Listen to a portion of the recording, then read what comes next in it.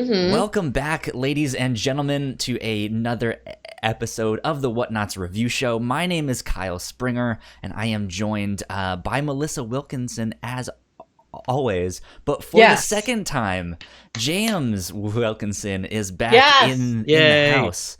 I'm here again. For the first time since last year. You couldn't get rid of me. I've been here for a year, waiting. He's just quietly in the background. we haven't mentioned him. He hasn't said anything. But he's continually been here. I will not leave. Apparently, Melissa didn't tell me, but he's been off screen the entire time. Yeah. It's not that much screen, but it's a lot of apartments. He's just in the next room, just listening with a glass pressed up against the wall. Yeah, that's the only way I can enjoy entertainment. Only your glass. Do you have him like locked up in a side room? He's like, "What's out there?" I don't need a lot. Just water and a stick. To resemble my environment. There you go. We are back with a brand new episode. If you did not know, ladies and gentlemen, each week here on the review show, we have a different story to talk about. Could be a comic book, could be a movie, TV show, anime, manga, something else. We read it, watch it, do what we have to do, come back here and talk about it. This week, we are talking about Metropolis.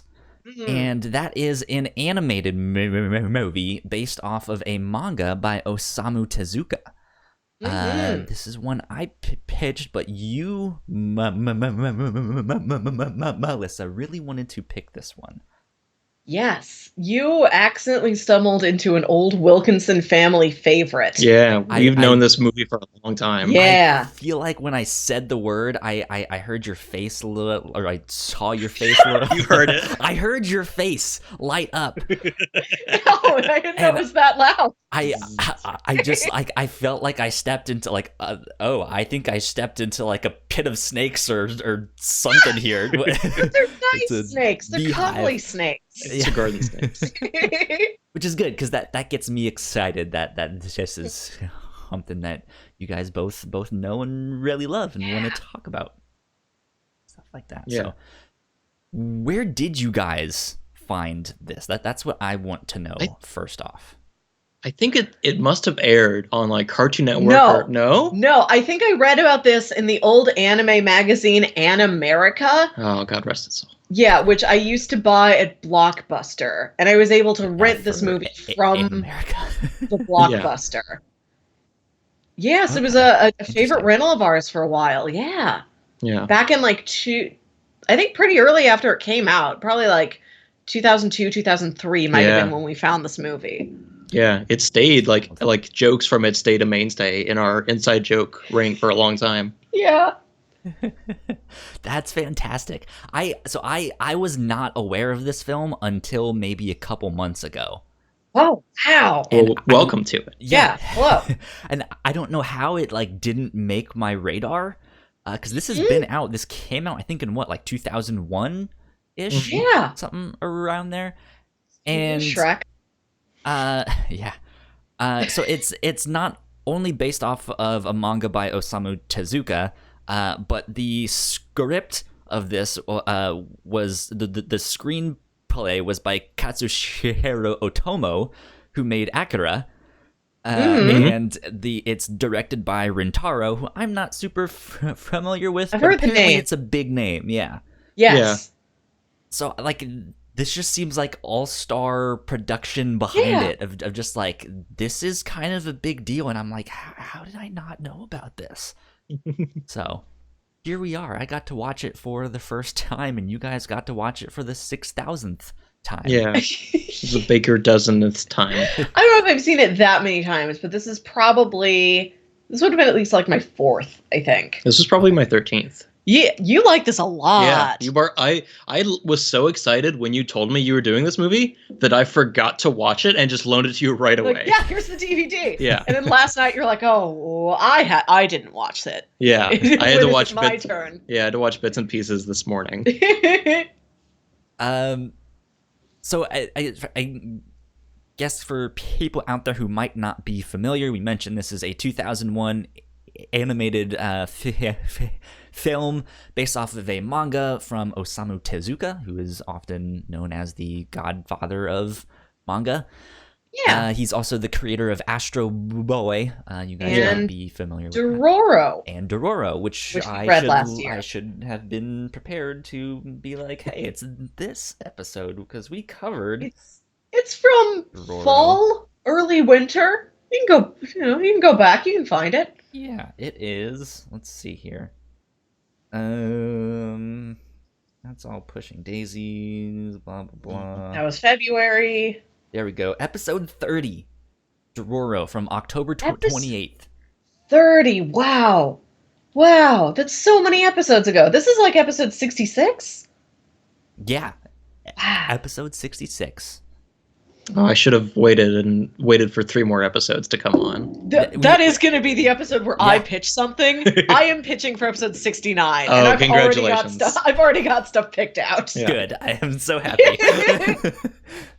Nice. But yeah, so this also kind of caught my attention. I saw GIFs of it online. I was like, that looks fantastic. It looks beautiful. Beautiful. But then once I found out that it was kind of somewhat loosely based off of a thought of the 1927 film also called Metropolis, which is a silent film from Fritz Lang. I've actually seen that. We covered it on a really, really old episode of what is now the review show. And it was actually really good. I liked it. I was like, it's going to be some old-timey 1927 real boring film. They don't know what they're doing. And it was really good.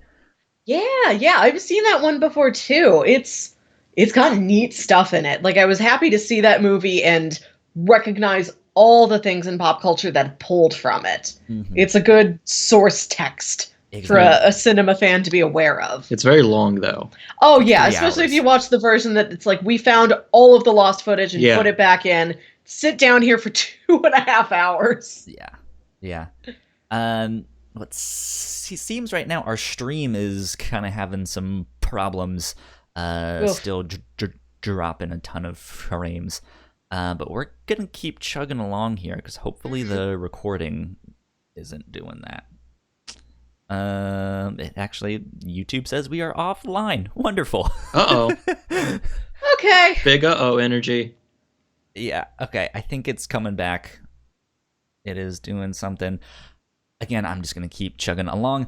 So what's interesting with this one is the manga that Osamu Tezuka made for this isn't necessarily based off of Metropolis. He put in an afterword on the book that he only saw a still image of the film. Oh. And I heard that he only saw like of the poster or something like that. That was it. Basically. Yeah. He's like, I'll do that. Yeah, and he's like, I'm going to make something that looks like that. That's enough for me. the manga itself is not really based off of Metropolis, but Otomo, who did the screenplay for this, went back to the film and started to bring in a lot of stuff. We'll get more in that down the road because we haven't even done the synopsis yet. Yeah. Do you guys want to handle the synopsis since you guys love this? You go ahead. You actually watched it. I just watched like as much as I could just now. All right. In this metropolis named Metropolis, a sort of business pioneer named Duke Red has built this massive ziggurat, which is this huge, powerful, prolific, like, here it is. This is the state of us as mankind and our achievements. This massive, massive tower. And he secretly wants to, like, power it and use it as a weapon. And there is a detective and his grandson? His nephew. Okay, and his nephew that come to town looking to investigate a guy who is taking human body parts and building them into androids, which would make him a cyborg, I suppose. So they're investigating that, and they find that scientist has made a android copy of Duke Red's, like, dead daughter, and they end up, like, kind of saving her and, like, keeping her hidden, and there's this whole struggle within the town. It's full of robots, like these robot laborers, and the humans are scared of the robots, and then there's, like, these underground humans. I mean, not Mole Men. Not mole men. The city's built in like levels. So like up top, it's like the beautiful, shiny, rich level. And as you go down, it's like, oh, this is a more like kind of scrappy working class level. And then it's like, oh, there's only like power plants and sewage treatment down there. Only robots go down there. And it's about like the rise of the working class and sort of taking things for themselves and dealing with this human robot mixed city that they live in. Relations are not and there's like there's like political factions that are arguing with each other. There's like street riots and things like that, and the really sweet story about a little boy that just makes friends with a robot girl. Yep. Yeah. There you go. So I really liked this. Good film. I watched it subbed first. Melissa, you recommended the dub. It is a high quality dub, yeah. A little bit of, I guess not spoilers, but for what I did, I watched it subbed.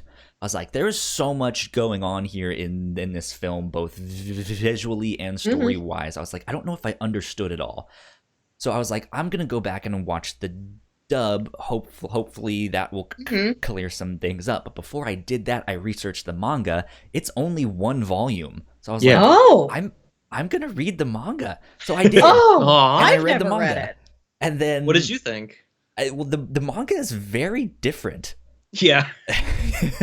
Got a very different list of characters. Yeah, very much so. We'll get more into that down the road here. But so I watched the sub, I read the manga, and then last night I watched the dub. So I've done everything there is to do with this film. And yeah, I liked it a lot. I liked both of them, but I think I like the movie better. Yeah. It's a lot different from everything else that it could have been. Yeah. There's I think Osamu Tezuka has a certain type of humor and just kind of wacky whimsicalness about him that is not in this film, which on one hand is like, that stinks, because I like Osamu Tezuka's work, but I think it ends up making for a better film, if that makes sense. So yeah, I can imagine that. There you go. I watched both. I didn't think the dub was amazing, but I think it did help make things a lot more clear of what was happening, and stuff like that. It's hard with so much stuff on screen visually. There's just a lot to take in, and having something be in my own language is like, all right, that I can at least look at the stuff. So there you go. Good stuff. All right. Did you want to stop for housekeeping for a bit before we go into the full discussion of the film? Yeah. Let's do housekeeping. Melissa, you and I just recorded a Patreon exclusive episode of the review show on 17,776. Yes.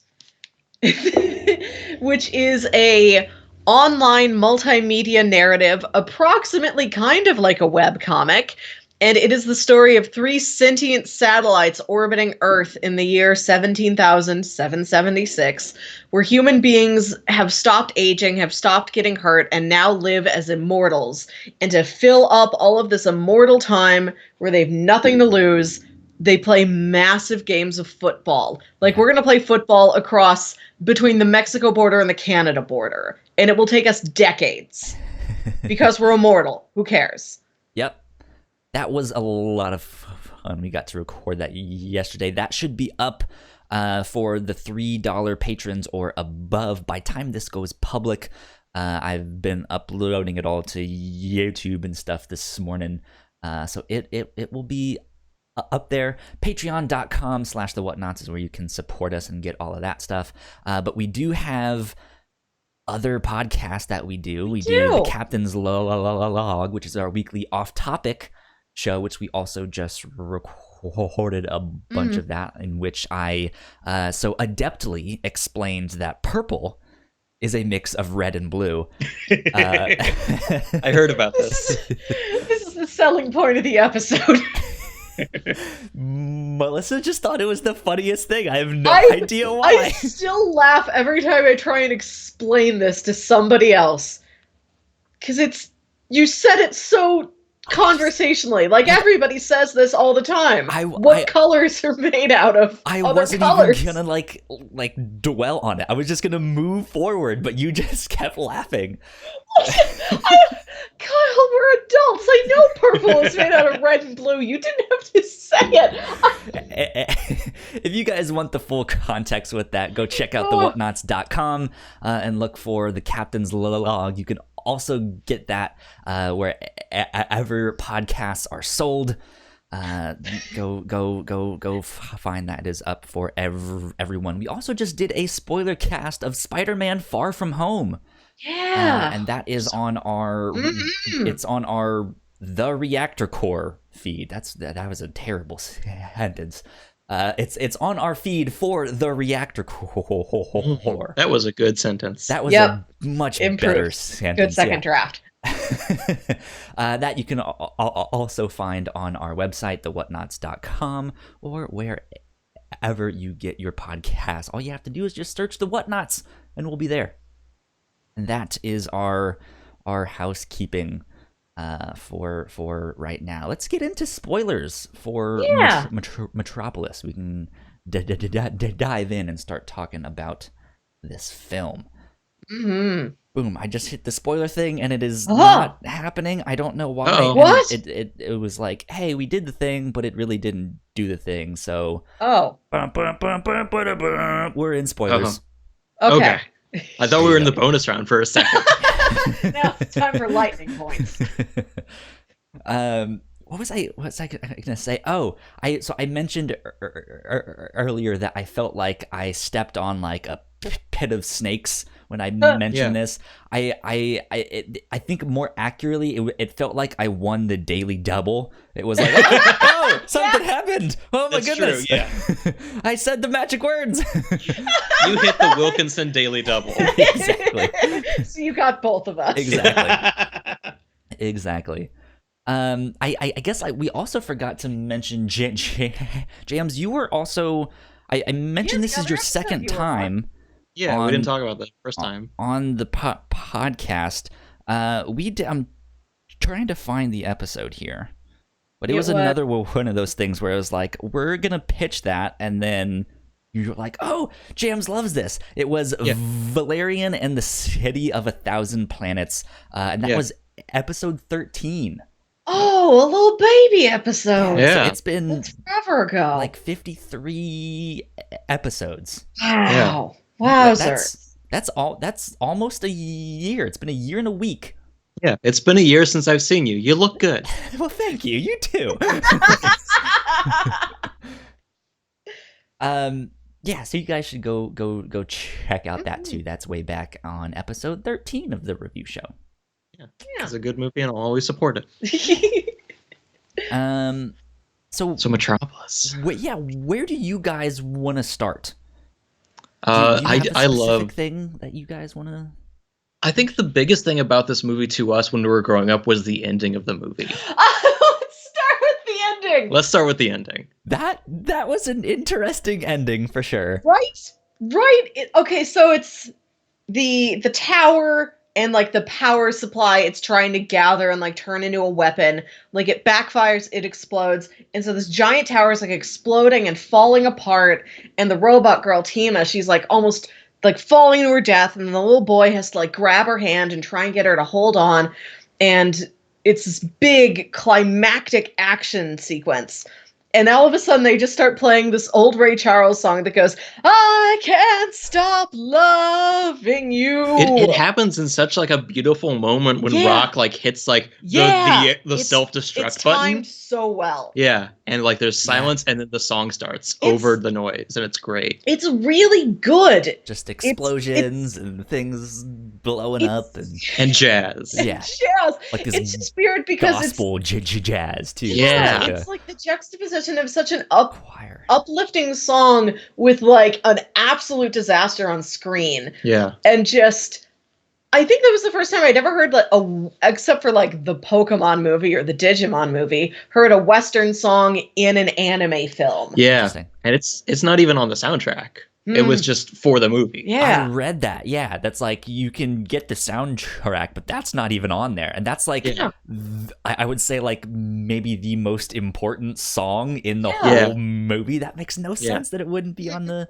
thing. But there were a lot of great songs in this movie, though. Yeah, the music's great. Yeah, it's so jazzy and uplifting. The first song, like the intro song for the title Metropolis, that stays on my playlist for like upbeat songs to keep me up to beat to. It's a good one. Good stuff.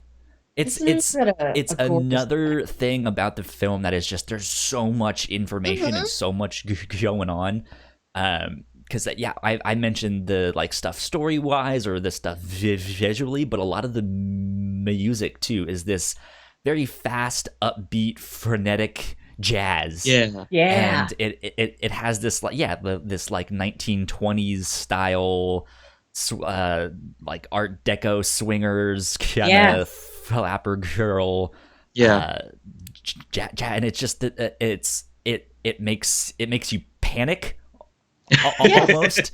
A little bit, There's the scene where there's a fire, and the firefighting robots. All the firefighting robots are rushing to the scene, and the musical score has got this high-pitched series of horns that sounds like a siren, even though there's no actual siren in the scene. It's really cool. I think the police robots do have a siren on. I think they're making noise. Well, but it's their siren, it's the horn siren. Like it's not a sound effect like the music, it's the horns doing that, which is neat. Yeah. Also, those robots look like Metabots. They do. Oh, they do look like Metabots. Yeah. That was my biggest note for the movie, and now I'm done. And we'll see you in a year. Let's talk about the robots in this movie. Okay. What did you think about Metropolis? Just had the one. It just had Maria, right? Pretty the original. The Fritz Lang. Yeah. Well, if I'm not mistaken, I think it's only that one. That was the only one that was explicitly like, this is a robot girl. Yeah. But like it portrays the workers. Oh yeah. Of like the universe as robotic. The humans have become. They are purely mechanical. There's hardly a soul in there anymore, which is the major conflict of the movie. Metaphorical than actual. Like you're an actual robot. Mm-hmm. But yeah, the robots like Pero, Fifi, all these wonderful. I love Pero so much. Pero's great. Yeah. He's this robot detective. He's wearing a trench coat. He and comes like with a trench coat. I love when robots don't have to wear clothes but wear them anyway because they like them. If I'm not mistaken, Pero is actually from Astro Boy. Is he really? Yeah. He's like that character? Yeah, I think so. Or just like shares a name with them. Because there is a Pero in Astro Boy. Oh, that's rad. Nice. I hope he has a trench coat. Yeah. I'm not super familiar with it though. I just one of those like I saw that Easter egg. So I guess that's one of the things that both Osamu Tezuka does, and then Otomo did with the script is they often reuse characters. Osamu Tezuka would, I think sweet. Rock is from another story or is featured in more, but it's not necessarily connected. It's just like I just have a character that looks like this, and his name happens to be Rock. I feel like I have seen somebody who looks like Rock in something else before. You got a point, yeah. That makes sense because Rock was invented for this movie. Oh! He's not from the manga. Huh! Right. Mm-hmm. He's a major part of this movie. I heard Next World, I believe it's called. There's a bunch of characters in the manga and in this film that are also in Osamu Tezuka's manga called Next World. But again, has no real connection. It's not in the same universe, or it's not a multiverse. Yeah, it's just he just reused the same characters. Yeah, it's still nice to see. Though Rock's character is more in line with the 1927 Metropolis film. Yeah. Yes. So that was one of the things that Otomo brought in. Yeah. Mm-hmm. I also love just like Rock is the perfect example of what would happen if you gave a kid a gun and daddy problems, and you just get Rock. He's a boy. He's like what, 16 years old? Oh, maybe? he can't be. He must be like 14 or 13. Yeah, he's a kiddo. He should just be like, learning trig for the first time, and instead he's like, yeah, I am part of this major. He's the leader. Yeah, the leader of the Mardukes. He's the leader of this political party who then becomes Duke Red's like bodyguard squad. Yeah, his like adopted son, but Duke Red doesn't see it that way. Yeah, he's just like, you're just my ward. I just took you in because you were an orphan and you could do practical things for me. Basically, you're a hired hand, more or less. I kind of read that as once he figured out he could make such a lifelike robot and then basically get his daughter back, he was just like, all right, well, I don't need you anymore. So by surrogate child. Got a new one. Yeah. Rather than just like, oh, you've never been my child. It was like, oh, I picked you up because I needed you as much as you needed me. I need a boy in my army. But now I need something else, so yeah. Screw, get out of here. Yeah. You lose your sleeve. Go leave. Yeah, and then Rock's super mad. Like, you're gonna hand the throne to this robot girl? No. You deserve the throne yourself. Like, I kind of like that he's not like, no, I'm the true child. I should inherit all your power. He's like, you're so strong, no one should be stronger than you, and if they will, I'll shoot them with my gun. Yeah, he's like, you are number one, Dad. Why did you make another number? It's you. I didn't get you that coffee mug for nothing. Yeah. Exactly. But it's like, yeah, I guess we got off a little bit from talking about the robots, but it's fascinating to see some of the stuff that Otomo brought in that was not in the original manga and borrow more from the original Metropolis film. It's neat stuff. Yeah. Did you guys have a favorite robot? Oh, I mean, I already talked about it. I love Pero. Yeah, it is Pero. I think I have to go with Fifi.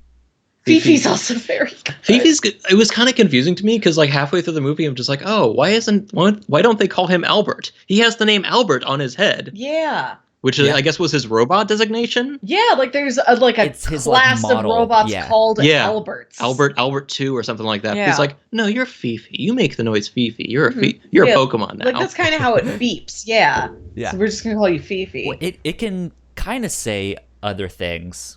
Yeah, it says that in the movie. Yeah, because we see at the end there, and he's like Tima.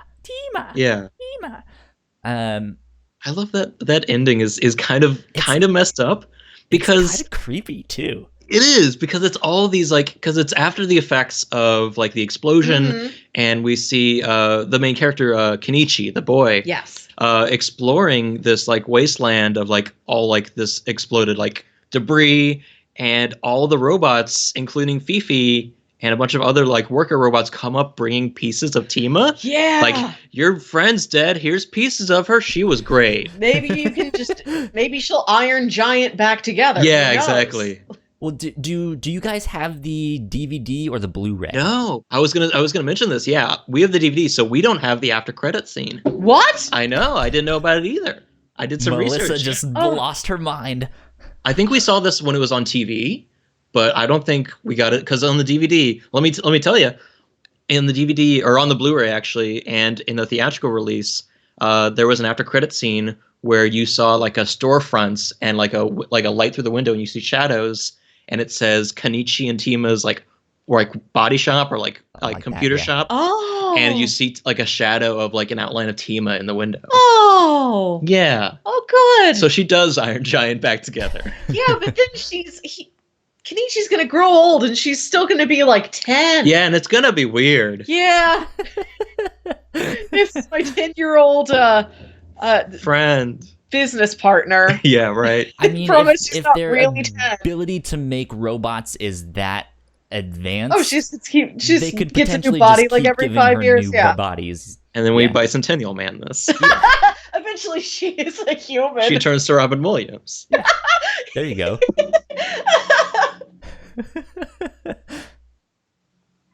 So we've been kind of jumping around back and forth. I kind of want to start maybe from the beginning now and talk about some more of the stuff that's happening, like with the city and stuff like that. Yeah, the opening of this movie where he's just like, he's got his arms raised to the stormy sky and he's like, "We have built our ziggurat," is really intense. Yeah, that is also, I think, more reminiscent of the original 1927 movie. Yes. The manga opens very differently. How does the manga open up? Dinosaurs. Oh boy! Yeah. Did you read Jurassic Park on accident? I accidentally read a comic adaptation of Jim Henson's Dinosaurs. No, it still kind of posits the same thing that, hey, every so often something comes along and kills out the previous thing. There used to be dinosaurs, then we had the saber-toothed tiger, and then elephants stomped them out, and then we came along, and now technology is here.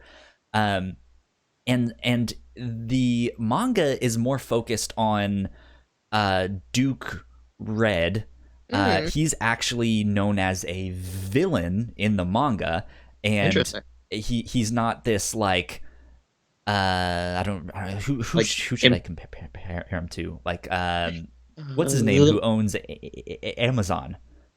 I don't know who owns Amazon. Bezos, yeah, just like this filthy rich guy. Maybe owns a company that is not doing the best working, like Musk practices, or like Elon Musk, where it's like he's absolutely a part of the conversation. He's popular with some people, not so popular with other people. They're like, "Oh, are you gonna go into politics? You sure are popular." That's not the case in the manga. It is, you are a bad guy and you are the leader of the Red Party. So he's like public enemy. Yeah, exactly. Interesting. And so the like, after you get past the the dinosaurs came and now humans are here and now technology is taking over, they were like, and Duke Red is kind of the one who's going to usher in that bad stuff. And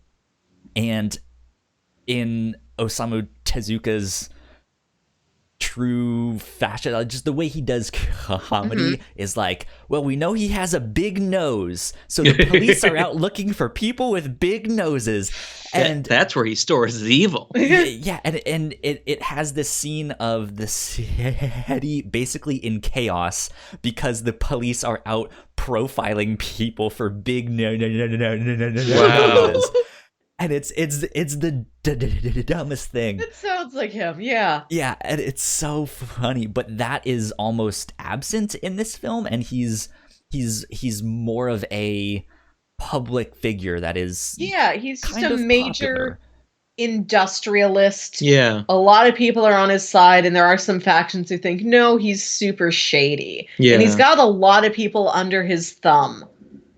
Like everybody wants him to be a politician, and he's like, oh no, like I'm just a private citizen. But you can tell he's got the other politicians under his thumb for sure. And it's like, the mayor's there, the president's there, some generals there, but you can tell he's the boss, even if he doesn't want to put himself literally down on paper as the boss. Exactly. Yeah.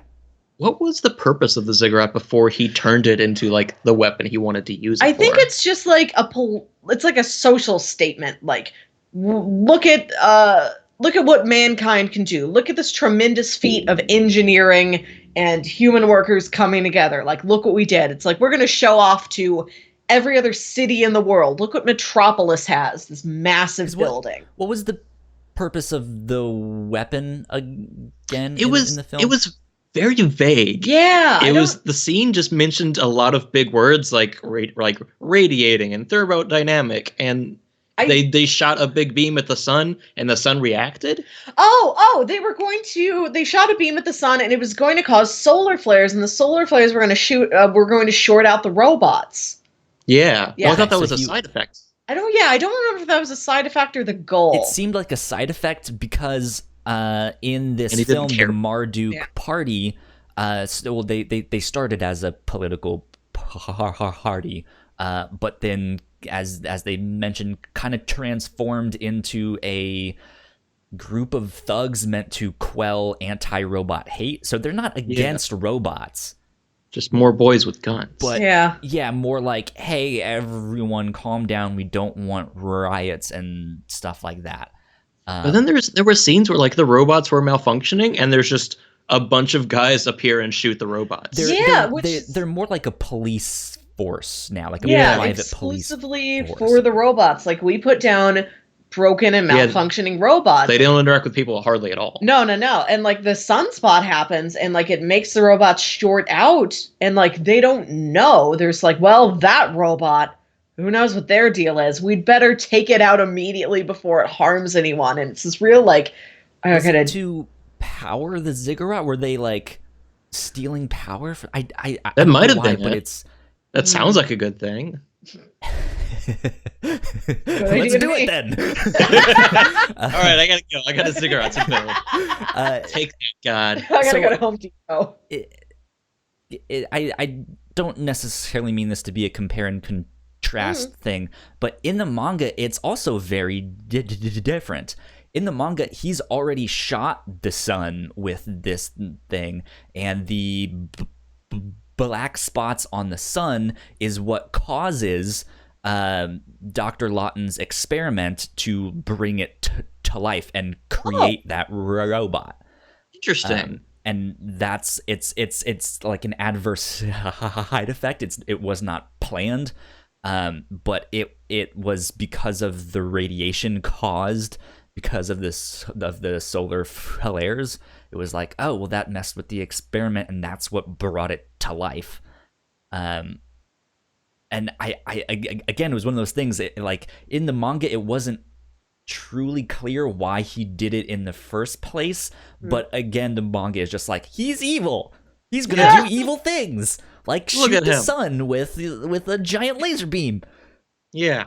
And so yeah, I don't know why I can't remember, considering that I just watched it twice, like over the weekend. Yeah, right. Yes. It is a bit vague in a lot of places. Yeah, I do like it. Is sounding like the comic maybe doesn't have as much nuance as the film does. Not at all. Oh, no. It seems very simplistic. Tima is completely different. So Tima, by that name, is not in the manga. The robot's name is Michi, and yeah, it's a weird thing. And Michi gains superpowers. She can fly. There's a button in the back of her throat that if you hit the button, she will change from a boy to a girl, or from a girl to a boy. And yeah, there's scenes that are reminiscent of like the Golden Age Superman comics. There is there's blatant jokes of Disney and Mickey Mouse stuff. The whole scene in the film when they are down below in the factory with all the robots and Rock is chasing them. The closest thing in the manga is the detective, the big mustache dude. I think in the manga his name is like Mr. Mustachio or something like that. That's his nickname or something. The police chief was named after was a Japanese joke. Did you know about that? His name basically means idiot. Right? Yeah, his name means like his brain is no use to him. Is like that's the little translation or something like that. That's the guy who's stamping the papers that has the big fish owner. Yeah. But so the closest thing to that chase scene in the manga is the detective gets kidnapped by Duke Red, and it just so happens that there are a bunch of giant rats attacking the city, and the red party has captured all of these rats and put them in cages, and they all look like Mickey Mouse. Wow. It just giant Mickey Mouses are attacking the city, and so to escape, the detective kills one of these Mickey Mouses, guts it, and wears its skin. Oh no! And runs around as Mickey Mouse for a while. This sounds like a zombie novel or something like that. This is nightmarish. I can't comprehend this. That's not even like a huge plot point. It's just something that happens and they move on, and that's it. And by the way, Sherlock Holmes is also there. Oh boy! Public domain darling Sherlock Holmes. Arsène Lupin. They also have Dracula. I mean, but that is exactly what Osamu Tezuka does. It is this childlike sense of humor, like but also just way to look at the situation. Mm-hmm. Right, like there are similar things happening in the manga and the movie where there is this kind of tension between Duke Red and his group and the rest of the people. But what Otomo did is he was like, all right, let's take out the comedy, not make it that whimsical and what the fuck is happening there. But then he pulls out the political stuff and is like, let's actually have stuff that is mirrored in communism and Marxist philosophy and the working class and all of that stuff. In fact, the robots in the manga were only workers of Duke Red. That was it. No one else had them. Yeah. So in this actual film, it's like, no, there's robots everywhere. They've been taking our jobs. That's why the people don't like them, even if it is some crappy factory job. It's like, but that's what we want to do. Like we need to make a living for ourselves, you know. Mm-hmm. And so this film pulls out all of that political stuff, but at the same time still keeps that sense of wonder that I think it's got that sprinkling of whimsy over it. You can definitely tell, I think, even if it didn't have that trademark like character design style, that it's got Tezuka connections. Yeah. I want to ask you, is Atlas a big part of the manga? Because he's in the movie, but not for very long. And I wonder if in bit parts, and then he has a big part, and then another bit of a tiny part. Yeah, I was wondering if maybe this is a truncated version of a longer, more cohesive storyline he has in the manga. You have to remind me which character Atlas is that the boy king, sort of underground. The guy with the big globe on his back. You couldn't miss him. He's the guy who's like the leader of that like uprising. We're gonna go like take our of the worker. Yeah. He houses. Pero. Yeah, he shoots Pero. Yes. He houses Tima and Kenichi when they're down and out. Yeah, when they're down in that. I don't think he's in the manga. Huh. Interesting. Because there isn't really that tension between the workers and the robots. I guess that makes sense. Yeah. The tension is more like Duke Red and the Red Party are bad. Mm-hmm. And that's it. There is no like workers are rising up. It's not that. The manga actually focuses more on the detective. Okay, that's kind of nice. Rather than the kid, it's like the detective and the kid Kenichi. And then there's actually a bigger part for the nurse in the film. In the manga, she's not a nurse. She is the older sister to a classmate of Kenichi and Michi's. Wow. And that's pretty convoluted. And and Duke Red goes to her because he knows that her younger sister is in the same school as them. So he's like, hey, I'll give you a bunch of money if you can entice them to come back to me. And it doesn't really work. And so there's a portion in the manga where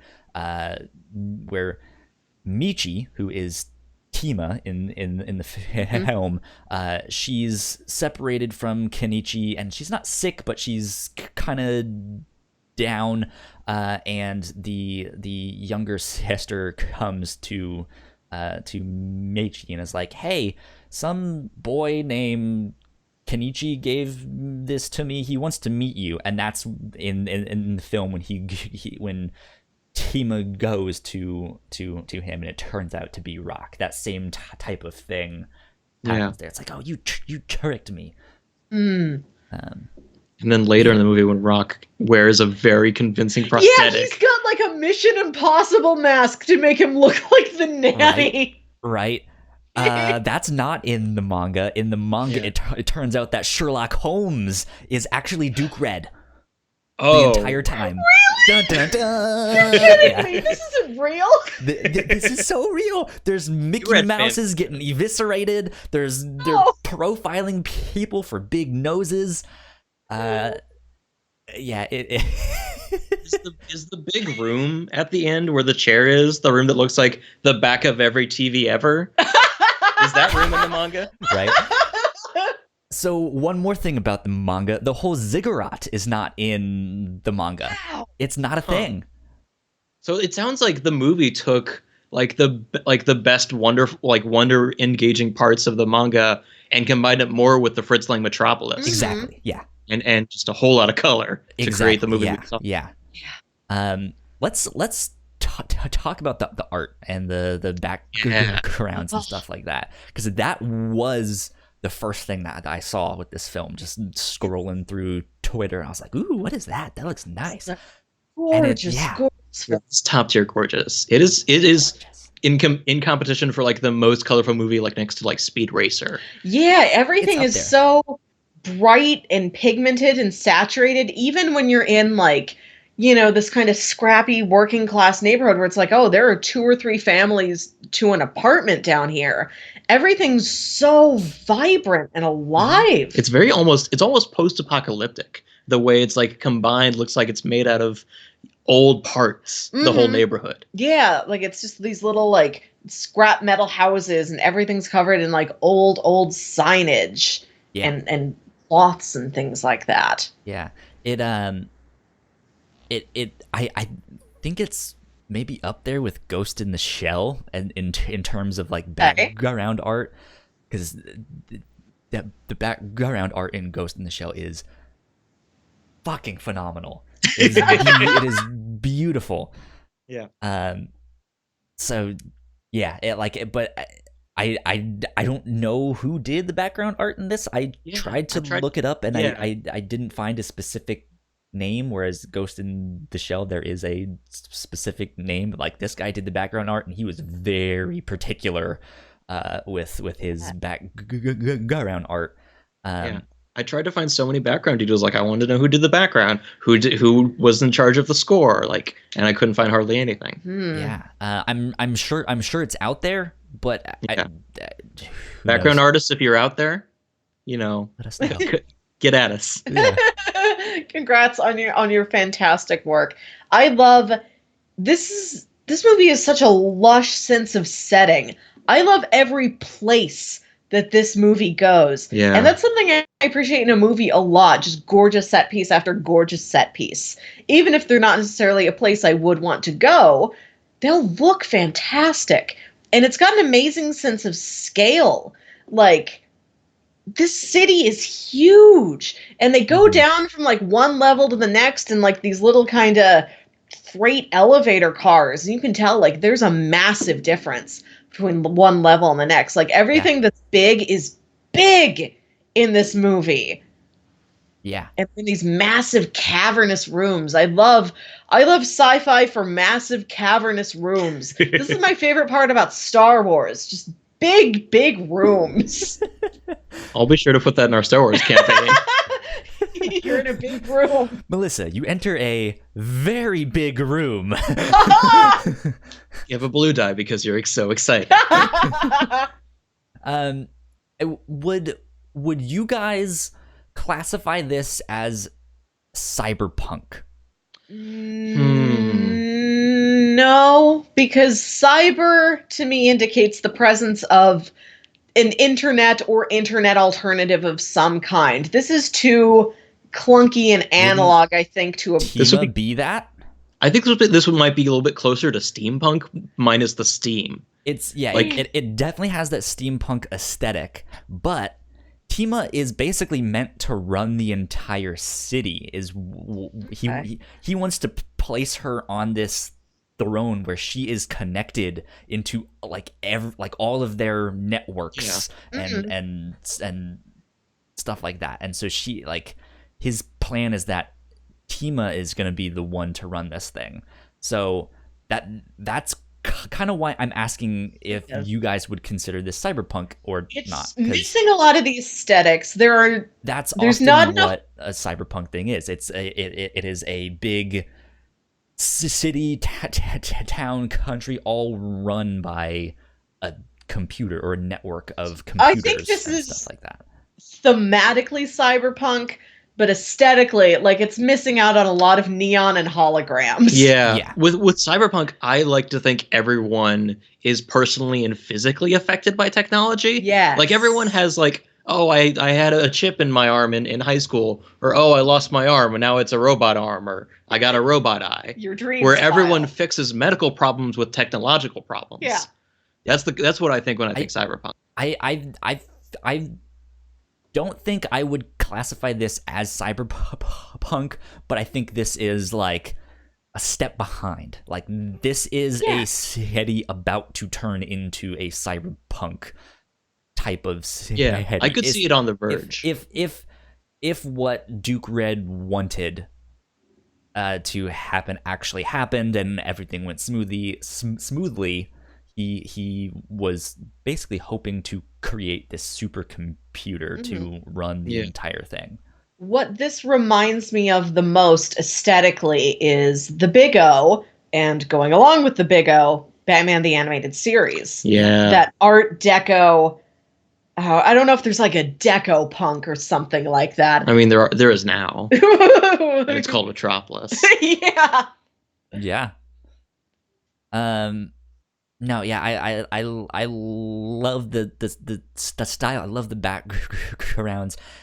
I had a little bit of problem with the colors. For the most part, I did really like it, but there was a lot of scenes that everything was washed in a singular color. Everything would be red, and I didn't mind that for the most part. But I felt like sometimes it was lingered a little bit too much, or was okay, I don't see why the wash would happen here in this scene. I noticed that a lot because you see the big uses of colors throughout the movie is gold at the beginning when they're celebrating, color when they're introducing the diversity of the city, and solid colors when it depends on the character interaction. Every time Rock came on screen, the colors went towards red. Yeah. Yeah, or when the workers were there, because they're underneath. There is no there is no sunlight, right? It is darker. They're working by fire and red light. It looks like they're in some giant submarine something, right? Yeah. And for all we know, they were. You used to walked into the submarine district of town. Yeah, exactly. Under the lake. Here's your snorkel. Yeah, so that's interesting to me, because in the manga, Duke Red's group was called the Red Party, but the Red Party is not necessarily present here. They're the Mardukes. It's the Mardukes, which is interesting because they get their name from a Babylonian god, which I guess the word ziggurat is also Babylonian. So it's the tower. We're just gonna do a theme of Babylonian stuff. The ziggurat in the Fritz Lang was the Tower of Babel. Yeah. Exactly. So. Yeah. But I'm wondering if the working class was the Red Party. Interesting. If you could kind of, because I think even saying the Red Party has its own political connotations, right? Very communist kind of look about. Exactly, and I think that may be what the workers may have been that or more Marxist philosophies. I'm not sure, but yeah, like I think especially washing them in that red light and having that, like, that may have been a hint at, hey, this is actually the Red Party, or this film's version of the Red Party. That would be a great nod to it, definitely. But who knows what they were thinking with that, because we didn't watch interviews or stuff, or if that's been asked. Right. Yeah. It's very old. I mean, we're almost at the 20th anniversary. Yeah. So maybe we'll get a nice re-release. I'd like that a lot. I know Tezuka. 4K. Yeah. Oh, yeah. Something. I know Tezuka isn't around anymore. He wasn't around when they made the movie. Not, yeah. And that was like a big reason. Like, the director didn't think they could make the movie like while he was around because it was too important to him. So like only when he could let go could they take hold. Which I think they did it for the better. Like, every change you were describing to me sounds like a good decision. Like, Sherlock Holmes and Mickey Mouse don't belong in this story. I don't. I mean, yeah, like I don't think Tezuka was really going for a deep exploration of sci-fi and like for a one-off manga. I think he wanted to touch on those themes and just make a sci-fi, because he made this book very, very early on in his career. I think this is one of the first things that he made, but it was more of an experiment of like, can I just make a one-off story that is more like a graphic novel? And he did. He did that. And that was it. He's like, sweet, cool. I'm done. On to Astro Boy. Yeah, time to keep being the godfather of manga. I think he made the manga in like 1949. Oh, wow. Wowzers. I never thought about manga being made that early, but I guess. Yeah. I mean, manga was absolutely around back then, but he was basically the one that popularized it into what it is nowadays. Hence he's the godfather of manga. Yeah. But yeah, like it didn't have as much like robot human relationship stuff. It didn't have as much political stuff. It was just like, we're just gonna make a wacky fun story with robots and Mickey Mouse and Sherlock Holmes and a detective with a big mustache and a police detective whose name means idiot. Yeah, it sounds like not of use. It sounds like he had a lot of fun. Yeah, good for him. Which he does a lot, and I think as his career progressed, he learned to use that when it was appropriate. Because he has another book called Buddha, which I really love, and it's basically the life and times of Buddha, and it's his like his biography of Buddha, right? And it's fascinating. It's fantastic, and it has this like sweeping epic story, but at the same time he also knows when to break the fourth wall and make these jokes and be like, man, this guy sure didn't pay his taxes, huh? Blah blah blah, you know. And it's just like, he has this childlike sense about him, but he also knows how to tell those like deeper stories. And then he went on to make a book called Message to Adolf, which I also loved. It's a murder mystery, and it follows three characters, all named Adolf. One of them is Adolf Hitler. One of them is a young Jewish boy who had to live through the Holocaust, and one is I think he is also another German boy in the army, but it's those like it's this fascinating mix of the thoughts and feelings of all of them and what's happening around them, and do I really want to join the Nazis, and I don't know, they're doing some bad things, and I just had to kill this family, and I didn't really like doing that and all of this stuff. But it's also this like big drawn out murder mystery thing. Interesting. Yeah, it's interesting to picture that like in Tezuka's style. Yeah, it's his style, it's his artwork, but it's less comedic. Okay, and it's really good. Huh. Yeah, I'm intrigued. I really liked Dororo, and I think that was a very good mix of the more serious emotional elements and the like fun comedic whimsical bits. Right. I think that managed its tone pretty well. And I don't remember where that fell in his career, if that was a later title of his. Keep talking and I'll look it up. Okay. Back to the art. Another thing I want to talk about is that one shot of Tima when she gets out of the robot, out of that scientist lab where she was created, and she's just sort of waking up and gaining sentience, and she's outside in like zone 1, which is where all these working class, the families, where all the working class like crowded apartments are, and she's in this like sunbeam, like she's looking up at this little beam of sun that's coming through like all these skylights from the top all the way down to this underground zone where they are, and like time like slows down. And it's done in a different style. It's like a painting or something. And just like her hair, like all these delicate little strands of hair are kind of blowing around in the breeze. I think that happens earlier in the movie when she first like wakes up while Kenichi's like still down, I think. And it's this moment of her alone, just it's always her alone.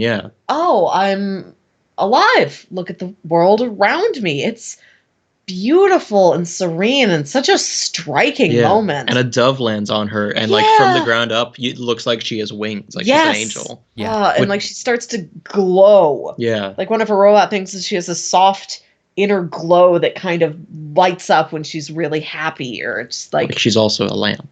She's also a lamp. She a robot. Build me a daughter, but also I need a lamp. I need a daughter that can stand in the corner and a lamp that can light up that corner. What if the electricity goes out? I need a daughter. So to go back to Dororo, he made Dororo, I believe, in the late 60s, 1967 to 1969. Like 15 years later. And then he made the Buddha manga in 1972 to 1983. Wow. And Message to Adolf was 1983 to 1985. Interesting. So we got a lot more introspective as time went on. Sounds like. One more thing that I kind of just noticed as you were mentioning this, Melissa.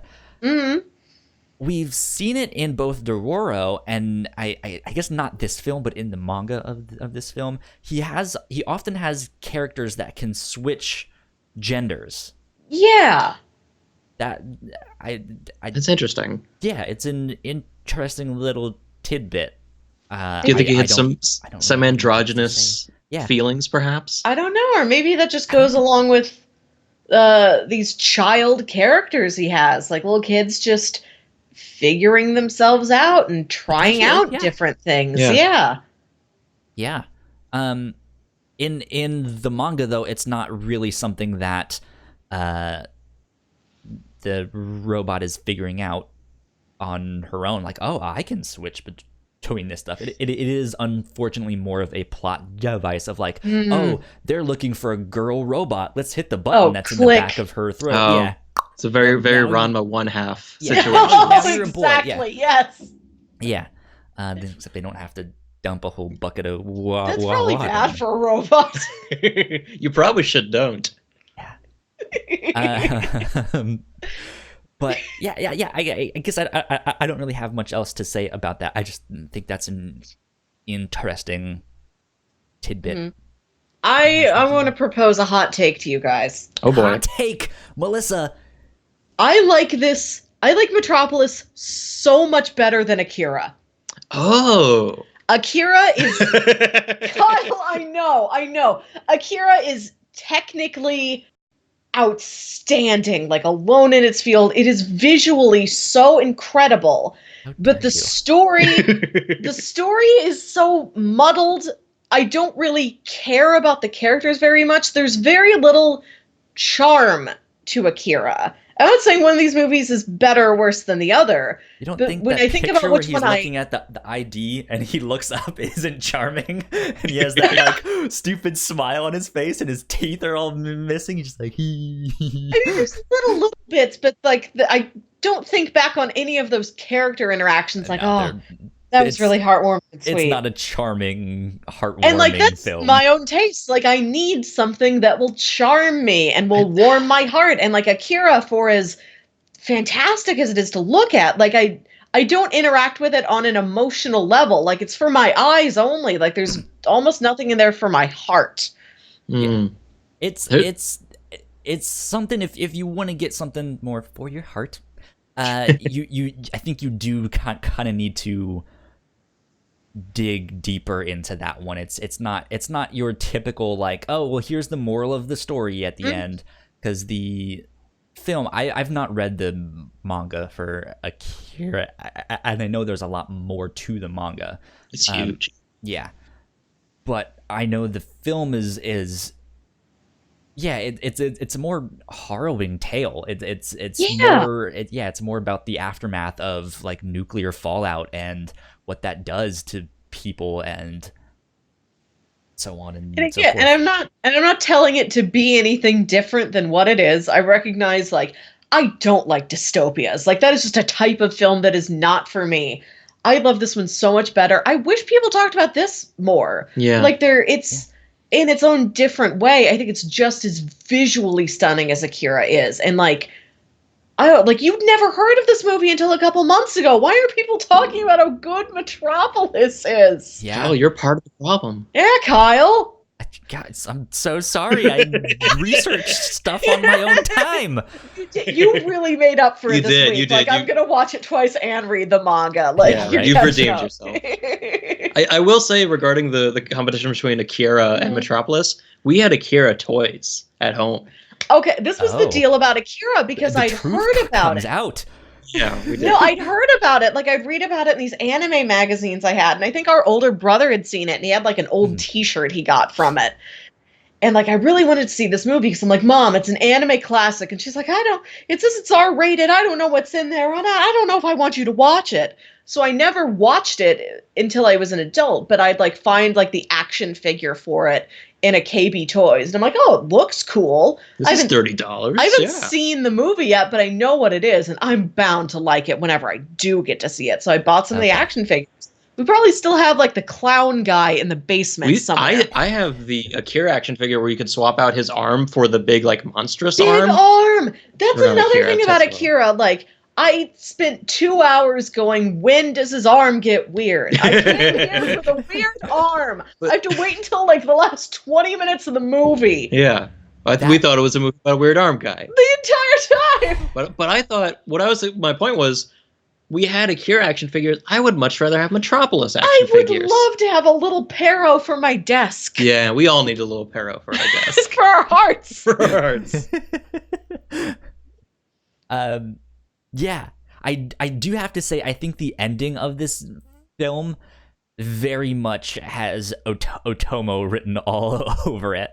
Just the whole, the robots gonna get plugged in and run the entire city, and then just the explosion. I'm not gonna do this. I'm gonna go rogue and destroy everything.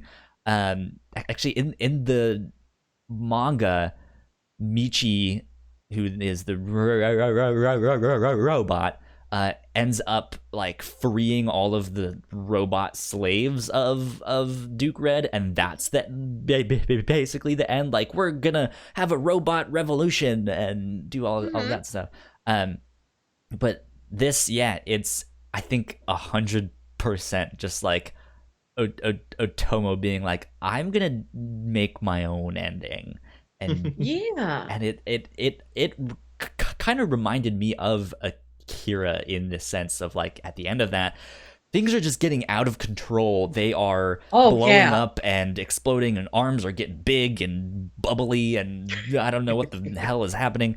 And this is Yeah, like almost the Tima- same Tima, feeling. like thing. Tima gets damaged, and like her kind of Yeah, like hot oil like pours over her face. fleshy outer coating, I guess you could say, just gets eroded, and just like a Terminator. You see like Yeah. her robot face underneath, and it's really She- startling. She almost becomes this godlike figure, which is almost Yes. what Yeah. happened in Akira too, where she is now she's not in charge because she didn't want to be, because she didn't want to be a robot, and that's why she's blowing everything. Well, I guess she didn't blow everything up.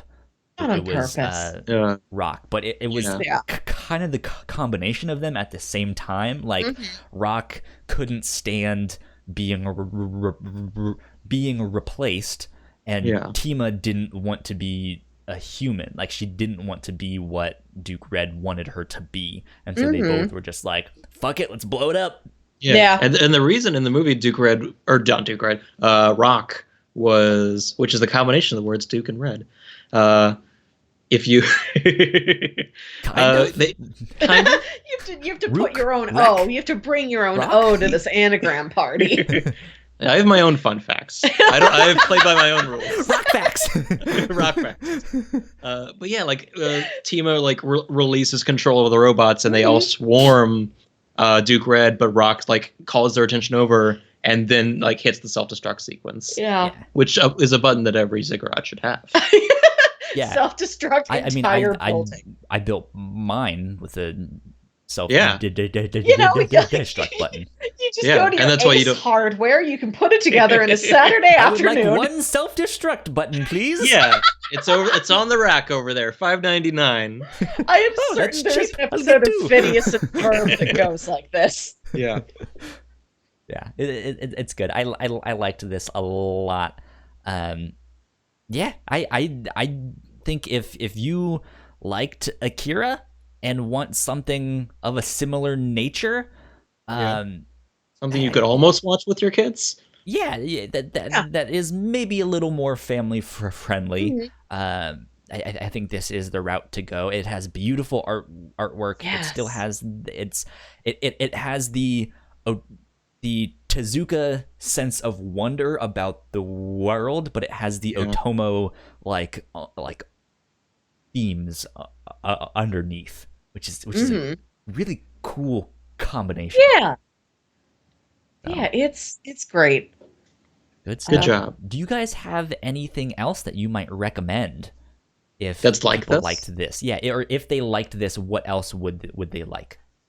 Interesting. I mentioned the Big O earlier, which is tonally different. It's also about this big, weird city where like the air isn't good, so all the rich people live in these big towers underneath bubbles, and like everybody in the city lost their memories like 30 or 50 years ago, I think. So it's a town where like everybody was still there. They had all the same resources, all the same buildings, just like no memories. So they kind of had to like restart culture again. And it's this world where like it's prospering in some regards, but there's this pervasive sense of melancholy because like nobody knows, who are we? Where did we come from? If we don't know where we're coming from, how do we know where we're going? They lose their memories. Yeah, they and lost their memories. and then this guy climbs into a giant robot and fights crime. Like it's more of like a kind of an eerie mystery drama kind of show. Does So tone.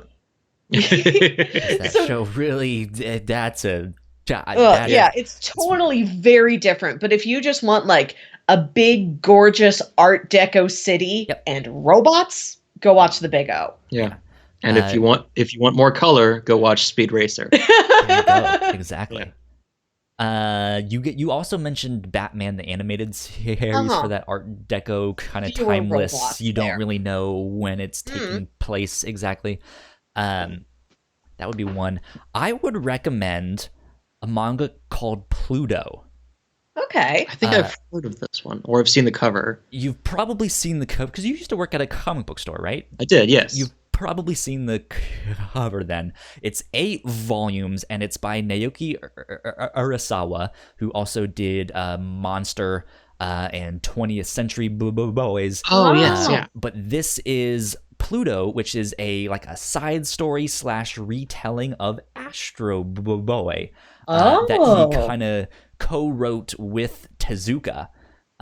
So if you are more of the I want robot detective crime story, maybe a little bit more cyberpunk stuff, this I think would be a book that you would want to check out. It's also I guess this was not a collaboration between Otomo and Tezuka, but like I said, I feel like you can see bits of them in each of it, and I think Pluto is the same way. It's Tezuka's characters and stories and stuff like that, but it's told from a different perspective.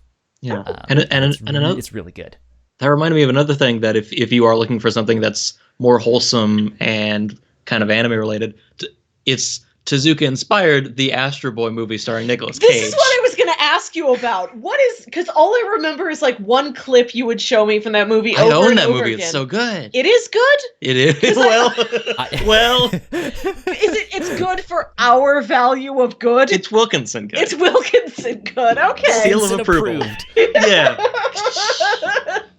But yeah, no, it uses Tezuka's art style, but it's more CGI. And it tells a different kind of retelling of Astro Boy. But it's very family friendly and it's very, very fun. There you go. And he has guns that come out of his butt. Exactly, yeah. Sure he does. There's some clip you would show me from that movie where whatever character Nicolas Cage is playing. He plays his dad. Oh, he plays Mr. Boy? He plays Mr. Boy. He plays the Geppetto of Astro Boy. Yes. There's some bit where Astro Boy asks him a question and he just freezes and then he says, "Yes!" Yeah.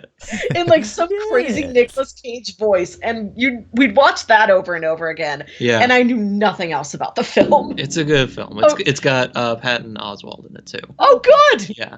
Is he also a robot? No. Oh, okay. Sounds good. You guys should go check out that stuff if you guys liked this film and you maybe want to discover some more stuff. Yeah, Melissa and Jams, it is your turn to pitch some I stuff shared here. the turn. Yes, because the way it goes is whoever is picked or pitched the topic for the week, the other person does pitches. And this is such a movie that I would have pitched. I forgot. No, Kyle did this one. You have to pitch something this week. So I got up this morning. I'm like, oh, dang, I don't have anything. I've got one. Do you want to do the other two? Yeah. So he's going to help out. My pitch, the one from me. We all know Danny DeVito. we all know him. We all love him. In my heart, I definitely know Danny DeVito. You've heard the good word. Yeah. I've heard the good I look at this guy, I see him smile. This is the first thing that ever introduced me to him. This is a 90s family-friendly classic, and I think a lot of people forget that he didn't just star in this movie, he directed it and produced it. This is the first movie I ever remember watching where somebody acted in it and helped make it. I remember that specifically. I'm like, Mom, I keep seeing the same name in the credits. This one guy did everything? And she's like, yeah, the one guy did everything. And I'm like, wow, what a superstar he must be. Truly a Renaissance man, a real genius for mankind. We were watching the 1996 Danny DeVito directed film Matilda. This is based on the Roald Dahl story about a little girl who's neglected by her parents.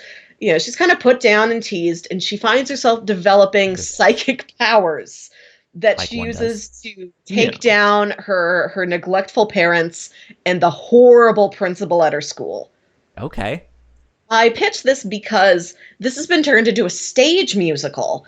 Oh, nice. And this local theater I love is going to be producing it a couple weeks later here in the summer. And so I wanted to rewatch the movie before I go see the stage adaptation. There you go. Good stuff. Pitch number 1. Jams. Yeah. What have you got for pitch number 2 and 3? All right. So I got something that I've been telling Mel. Yeah. That you both need to watch at some point. It's part of my ongoing quest to watch all anime related to cooking. Okay. This was the second or third in my journey. It's an anime that, on name alone, sounds really rad. It's called Sweetness and Lightning. Sweetness and Lightning. Yeah, and it's a contained anime, just like 12 or 13 episodes. Okay. And it's about a single dad who lives with like a 5-year-old daughter, and he doesn't know how to cook. So he just buys her like convenience store food all the time, and he feels like really bad about this. And he's a teacher, and at one night they're going out for food, and they stumble upon one of his students' like dying restaurants. Like, it's a very small hole in the wall restaurant, and no one is ever there, and it's closed almost all the time. And she's like, she's like a half crush on the teacher. Like, do you want me to just teach you to cook? Do you just come behind the counter and we'll all cook something? And it's just kind of this nice like story about like a parent like learning to come into his own and like become like responsible. And every episode you go through like a kind of a step-by-step, like, this is how you make this meal. And it's very informative and very sweet. Interesting. Okay. I just looked this up on my phone. It is 12 episodes and look like they are about like that 22-minute mark. Yeah. Cool. That sounds good. And pitch number 3, another Wilkinson household favorite, the Sci-Fi Channel original series Eureka. Do you remember this? Do you know this? I don't. It was a big show on the Sci-Fi Channel for several years. It had like 5 seasons. It did pretty well. People liked it, but then like nobody talks about the show anymore. Yeah. It stars Colin Ferguson, Joe Morton, a bunch of other great actors and actresses. We don't remember their names. They're very good. But there's Colin Ferguson and Joe Morton. And others. Max Headroom! And Max Headroom. Max Headroom's in it. It's just a normal man. The actor there you go. Actor that played Max Headroom. He's in the show. But the show is about a town in like of like, it's hidden like in the mountains of Colorado. Yeah, it's a town where all of like history's like greatest scientists and their families moved to. So the United States just congregated like the Einsteins, not the Oppenheimers, whoever, the Teslas, the Edisons, like all those famous families all live in a town, and the United States government keeps it a secret. Yeah. Interesting. It's like every major genius in the U.S. at this time, like, you're going to live and work in Eureka. Like, this is a town built for experiments. It's like weird things are happening all the time, and like the citizens have just gotten used to it. Like, oh yeah, I see the bank blew up. That's okay. Like, I accidentally, released this mutant frog the other week. Like, we all cover for each other, kind of. It's not quite that cartoony, but it's close. And Colin Ferguson is just like a normal, just a blue collar, like beer and baseball, just normal sheriff from some other town. Well, he was a marshal. He's a marshal, and then he gets transferred to this town, and he's the new sheriff, and he's not dumb, but he's like, okay. By the definition of he's in a town full of geniuses, he has become the dumbest person in town, and he's the sheriff. The layman. He has to try and like keep on top of everything else, and he knows nothing. Yeah, that's funny. And it's just like a problem of the week kind of show. Yeah, just like real sweet, funny kind of. But with good character development. Yeah, really good characters, kind of goofy adventures. Not super goofy. It's not a comedy. It's like, you could throw it in that dramedy category if you liked yourself a portmanteau. Gotcha. And I think that's 13 episodes, 12? Yep, 13 episodes in season 1. Okay, yep, season 1. Interesting. Let's see, I think I haven't heard of Eureka. I'm amazed you don't even slightly remember it. I feel like maybe I did hear about it, and it's just not something I paid attention to. That's fair. If you didn't watch Sci-Fi Channel, like it was every other commercial on Sci-Fi Channel. Oh yeah, I think this was airing during the time when I was watching X-Files reruns on Sci-Fi Channel every day. So we got very used to Eureka being around. Yeah, if you didn't frequent Sci-Fi Channel, you've seen it like flipping through channels at my parents' house or something. Yeah. On Sci-Fi, it was like Eureka. But I think I'm gonna go with Sweetness and Lightning.